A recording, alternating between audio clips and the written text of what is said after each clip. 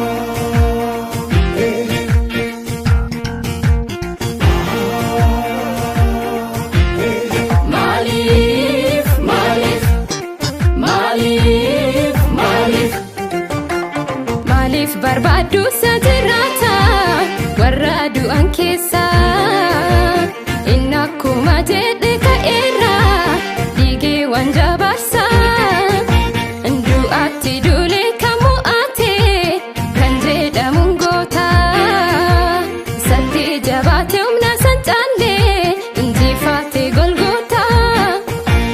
Maaliif barbaadu sajirata warra du'an keessa inni akkuma jedhe ka'eera dhiigee waan jabaasa du'aatti duule kan mo'ate kan jedhamuun goota satti jabaate humna san caalle injifate Golgoota.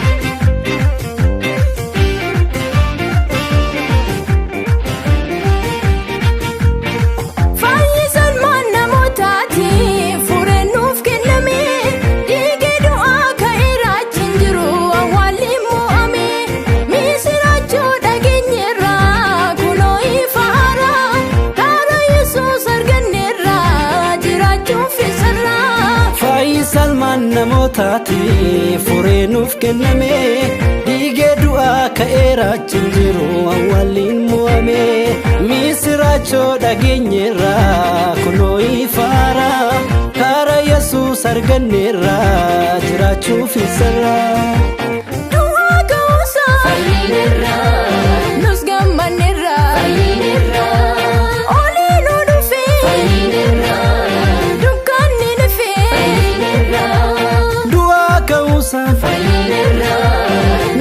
Manera olinu dufe dukani nife dua kausa nusga manera